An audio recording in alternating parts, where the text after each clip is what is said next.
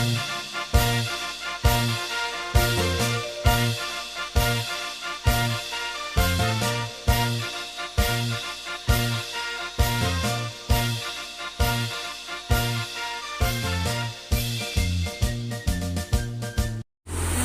siang Ibu. Ya, selamat siang. Saya Dinanti Milatira dari Prodi PGSD Fakultas Ilmu Pendidikan IKIP Siliwangi. Nah, tujuan saya di sini saya ingin mewawancarai Ibu. Apakah Ibu berkenan menjadi narasumber? Oh iya, tentu saja. Sebelumnya boleh tahu nama Ibu siapa? Nama Ibu Dede Ratnaningsih, Saat ini Ibu mengajar di sekolah mana ya? mengajar di SDN Cibodas. Baik Ibu, untuk mempersingkat waktu langsung saja ke pertanyaannya ya. Ya. Yang pertama, bagaimana pendapat Ibu mengenai perubahan kurikulum yang sampai saat ini terjadi di Indonesia? Ya, kalau tidak salah ya, memang kurikulum itu kan berubah ya. Minimal itu ber 6-7 tahun sekali. Karena kan sesuai dengan tuntutan zaman ya. Misalnya kurikulum yang lama mungkin akan kurang sesuai dengan yang perkembangan yang zaman saat ini. Misalnya kalau dulu kan ada KBK, KTSP. Nah, sekarang kita dengan kurikulum 2013. Baik, kan yang saya lihat di lapangan bahwa setiap guru itu belum memahami kurikulum sepenuhnya. Misalkan mereka itu sedang memahami kurikulum 2013, sekarang udah mau diganti lagi atau ada perubahan lagi mengenai kurikulum prototype. Nah, menurut Ibu bagaimana solusinya agar setiap guru itu dapat memahami perubahan kurikulum itu sendiri? Ya. Pertama sih itu memang tantangan ya, kita sebagai di lapangan sebagai pelaksana gitu ya. Karena kan memang mau tidak mau kita harus melaksanakan ya ketika itu sudah jadi keputusan misalnya. Jadi caranya sih pertama ya dari keinginan kita juga ya, kita harus mau menerima perubahan gitu. Perubahan itu kan memang tidak bisa dihindari ya, tidak bisa dihindari. Tapi biasanya ya kalau kita tuh guru-guru difasilitasi ya dengan berbagai macam bintang ataupun ada juga KKG gitu. KKG itu jadi tempat kita sharing gitu, tempat sharing ketika ada materi baru atau kita dapat masalah di lapangan juga. Nah, kita biasanya dimusyawarahkan gitu. Ada organisasinya, ada wadahnya gitu. Selanjutnya, apakah dengan perubahan kurikulum itu mempermudah Ibu dalam proses belajar mengajar atau malah mempersulit? Kalau menurut Ibu tidak mempersulit ya, selama kita mau memahaminya misalnya. Karena biasanya kurikulum berkembang itu kan memang sesuai tuntutan ya, tuntutan saat ini misalnya.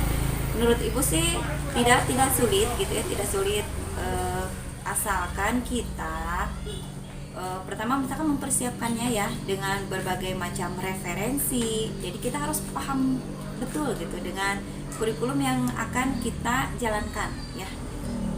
Baik Ibu, mungkin ini ada pertanyaan terakhir dari saya. Bagaimana pendapat Ibu mengenai implementasi pembelajaran tentang Merdeka Belajar? Ya, menurut Ibu ya itu bagus sekali. Jadi mempersiapkan generasi yang nanti akan menghadapi Indonesia Emas yang diperkirakan di 2045. Karena di saat itu diperkirakan banyak generasi Indonesia yang ada di usia masa produktif ya. Jadi pemerintah mempersiapkannya dari sekarang dengan berbagai kemampuan ya, kemampuan. Salah satunya dengan ya Merdeka Belajar itu kurikulum prototipe juga. Jadi diharapkan generasi yang akan datang mereka akan siap menghadapi tantangan di saat itu. Baik Ibu, mungkin itu saja pertanyaan dari saya. Terima kasih atas jawaban dari pertanyaan yang telah saya ajukan. Ya, sama-sama. Mudah-mudahan bermanfaat. Ibu juga mohon maaf ya apabila banyak kekurangannya ketika menjawab.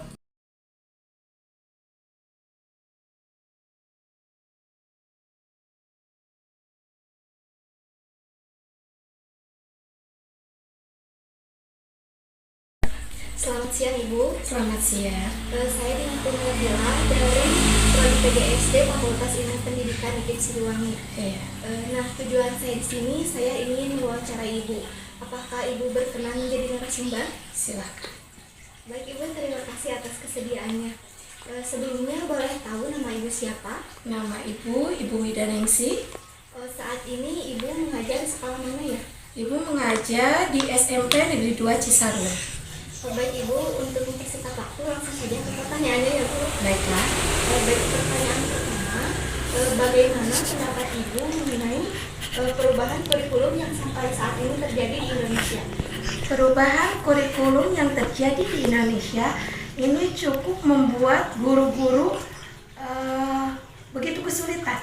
Kesulitannya kenapa ketika kurikulum 2013 atau kurikulum 2006 KTSP mulai belum selesai, tiba-tiba perubahan lagi kurikulum.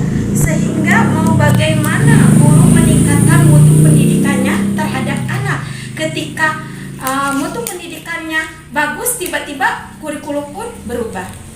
Mungkin itu saja. Menurut pendapat Ibu, bagaimana atau mengapa kurikulum itu berubahnya itu begitu cepat? Mungkin pemerintah merubah kurikulum, intinya ini untuk merubah pendidikan di Indonesia itu untuk lebih baik lagi. Tetapi mungkin Indonesia, pemerintah khususnya di Indonesia harusnya lebih melihat situasi dan kondisi, ya, sehingga perubahan kurikulum itu pun akan lebih baik nantinya. Bukan seperti saat ini perubahannya ketika kurikulum 2006 sudah mulai lebih baik, tiba-tiba kurikulum harus berubah, sehingga untuk meningkatkan mutu pendidikan pun yang tadinya sudah mau mencapai alhasil harus berubah lagi. Mungkin seperti itu. Ya, seperti yang dilihat di lapangannya Bu, bahwa kan kurikulum sering berubah. Jadi guru misalkan sedang mempelajari nih kurikulum 2013, sekarang sudah mau dirubah, ada lagi kurikulum prototype. Nah, bagaimana solusinya agar setiap guru itu dapat memahami kurikulum secara keseluruhan gitu? Sebenarnya perubahan kurikulum itu tidak begitu merubah isi dari kurikulum tersebut, ya, hanya lebih menambahkan kekurangan dari kurikulum 2006, misalkan KTSP berubah lagi ke kurikulum 2013.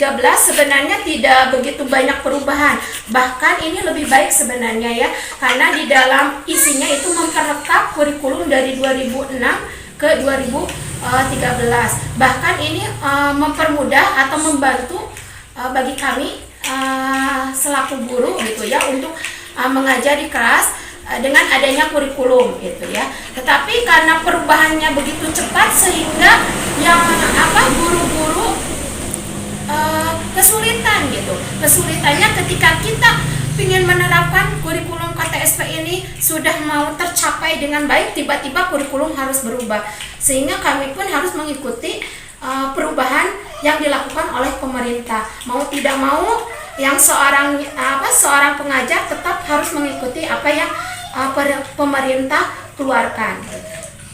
Ya baik, mungkin pertanyaan terakhir dari saya, bagaimana pendapat Ibu mengenai implementasi pembelajaran tentang Merdeka Belajar? Nah, untuk saat ini, terutama di suasana pandemi ini, untuk Merdeka Pembelajaran itu menurut saya sekarang tidak sesuai gitu, ya, tidak sesuai dengan kondisi pandemi seperti ini, sehingga ketika pembelajaran daring ataupun luring ini sangat berpengaruh sekali gitu, ya, terutama di pandemi seperti ini yang tadinya anak disiplinnya bagus, ketika belajar daring ini disiplinnya itu kurang gitu, ya. Beda ketika pembelajaran tatap muka gitu, ya. Nah, di sini sangat penting belajar pembelajaran merdeka tersebut, ya. Mungkin untuk pembelajaran merdeka ini lebih bagus diterapkan ketika new normal, ya. Beda dengan kondisi pandemi seperti ini, sehingga ketika kondisi saat ini pembelajaran itu menurut saya banyak sekali dampak negatifnya daripada positifnya. Karena kenapa? Kedisiplinan terhadap siswa pun kurang gitu, ya. Mungkin itu saja.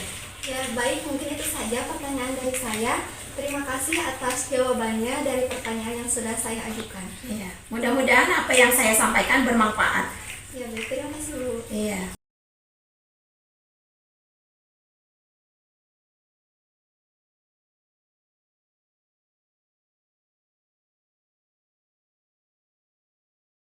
Selamat siang, Ibu. Ya, selamat siang. Saya dengan tim Nabila, mahasiswa dari program studi pendidikan guru sekolah dasar Fakultas Ilmu Pendidikan Kedokteran. Nah, tujuan saya di sini, saya ingin mewawancarai Ibu mengenai perubahan kurikulum. Apakah Ibu berkenan untuk saya wawancarai? Insya Allah berkenan. Ya, terima kasih, Ibu. Nah, sebelumnya boleh saya tahu nama Ibu siapa? Nama saya Runti Mas Bunut Agung. Sekarang Ibu mengajar di sekolah mana? Saat ini saya mengajar di SMA IP Darul Azkia di daerah Cikalong Wetan di Kabupaten Bandung Barat. Untuk mempersingkat waktu, langsung saja ke pertanyaannya ya, Bu. Iya, boleh. Pertanyaan yang pertama, menurut Ibu bagaimana perubahan kurikulum yang sampai saat ini terjadi di Indonesia? Ya, jadi kalau misalnya perubahan yang saat ini terjadi di Indonesia, tentu saja kalau dari zaman dulu banyak ya perubahannya. Mungkin kita langsung saja ke kurikulum 2013. Kebetulan saya sendiri mengajar, pertama kali mengajar di tahun 2018 ketika kurikulum 2013. Nah, kalau misalnya saya perhatikan memang ketika perubahan kurikulum ini beriringan gitu dengan perubahan juga si menteri gitu. Ketika menteri berubah maka kurikulum berubah, atau juga mungkin saat ini yang terjadi kurikulum berubah, selain dari menteri juga kondisi situasi dari si siswa itu sendiri. Maksudnya siswa-siswa diperhatikan di seluruh Indonesia mungkin memang ada kekurangan sehingga ditambah lagi atau diperbaharui lagi dengan kurikulum yang terbaru. Kemarin pun gitu kalau misalnya kita perhatikan kurikulum juga sempat mungkin ya sedikit mengubah, mungkin lebih sederhana lagi mengingat juga kondisi situasi yang sedang pandemi dengan menggunakan kurikulum darurat gitu. Namun ternyata kemarin baru-baru ini kurikulum berubah kembali katanya gitu ya, katanya menggunakan kurikulum merdeka. Namun sampai saat ini kan belum betul-betul diharuskan gitu, diterapkan kurikulum merdeka tersebut. Kemudian, menurut pendapat Ibu, mengapa perubahan kurikulum itu begitu cepat? Oke, mengacu lagi kepada pernyataan yang pertama yang tadi saya katakan bahwa kurikulum itu berubah. Kalau saya perhatikan ya, berubah itu melihat kepada si menteri gitu. Menteri berubah maka kurikulum ikut berubah. Nah kemudian juga pemerintah tidak sepanjang-panjang gitu ya tiba-tiba merubah aja kurikulum, tapi pasti ada alasan tertentu mengapa kurikulum diubah. Itu yang pertama tadi menteri, yang kedua mungkin alasan situasi kondisi Indonesia juga yang memang misalnya memerlukan mengadakan perubahan, atau mungkin kurikulum yang sebelumnya juga belum cocok mungkin diterapkan di Indonesia, atau mungkin terlalu berat sehingga kurikulumnya diperbaharui lagi. Ya.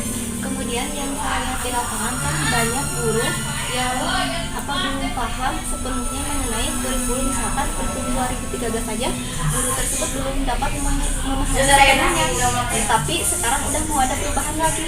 Nah menurut Ibu bagaimana solusinya agar semua guru itu dapat memahami perubahan kurikulum itu secara merata, secara keseluruhan? Oke, kalau ditanyakan bagaimana, ya otomatis sekolah khususnya mungkin harus mengadakan pelatihan, kemudian pengenalan mengenai kurikulum tersebut. Dan tentu saja ini yang paling penting adalah ketika si guru itu mau belajar. Jadi intinya ya dari guru dulu mau belajar, kemudian sekolah juga mendukung dengan diadakannya pelatihan. Dengan adanya perubahan kurikulum tersebut, apakah itu mempermudah Ibu dalam proses belajar mengajar di kelas atau malah mempersulit? Perubahan kurikulum ya, kalau sejauh ini jujur saja ya, mungkin ada plus dan minus sebetulnya ketika ada suatu perubahan. Nah di sini ketika berubah kurikulum, minusnya gitu yang saya rasakan adalah karena saya masuk itu di tahun 2018, kemudian saya mempelajari kurikulum 2013, itu pun belum sepenuhnya gitu saya kuasai, kemudian datang kurikulum baru lagi. Nah itu membuat jujur saja saya harus mempelajari lagi hal baru gitu ya. Kemudian yang kemarin belum tuntas dan sekarang harus diganti lagi dengan yang baru. Itu sedikit kesulitan gitu bagi kami guru karena harus memahami lagi gitu ya. Kemarin aja belum beres gitu untuk saya gitu ya khususnya. Nah kemudian kalau plusnya tentu saja yang pemerintah lakukan itu untuk yang terbaik gitu untuk masyarakat Indonesia. Dan menurut saya plusnya itu kurikulum yang sekarang jauh lebih lebih simpel, kemudian juga pembelajaran tidak terlalu banyak, namun difokuskan lagi kepada si praktik atau produk yang dihasilkan oleh siswa, yang otomatis di sini juga menyesuaikan lagi dengan situasi dan kondisi. Dan kalau saya berharap si kurikulum itu tidak pukul rata, artinya apa? Misalnya kan daerah kota dengan daerah kampung pasti berbeda gitu ya, daerah pedesaan dan perkotaan berbeda, makanya harapannya gitu ya dilihat lagi dari situasi dan kondisi dari sekolah yang ada di Indonesia. Mungkin ini ada pertanyaan terakhir dari saya. Bagaimana pendapat Ibu misalnya Merdeka Belajar itu diimplementasikan di sekolah? Kalau menurut saya sendiri, ketika kurikulum Merdeka itu diimplementasikan, itu akan sangat baik kalau misalnya diimplementasikan secara betul dan benar gitu. Namun kembali lagi kurikulum harus disesuaikan lagi dengan situasi dan kondisi yang ada di sekolah itu gitu. Jadi kalau menurut saya ini bagus, kembali lagi kepada tadi materi bahwa 2013 itu lebih padat, lebih banyak gitu, sehingga guru harus kejar-kejaran dengan waktu gitu. Nah, sedangkan di sini tidak ada kebakuan gitu. Kalau dilihat dari jam belajar, jadi menurut saya akan sangat baik kalau misalnya si Merdeka ini dicoba dulu gitu, dicoba untuk diimplementasikan di sekolah-sekolah yang ada di Indonesia. Cuman balik lagi disesuaikan lagi dengan situasi dan kondisi yang ada di sana. Baik, mungkin itu saja pertanyaan dari saya. Terima kasih atas jawabannya. Sama-sama.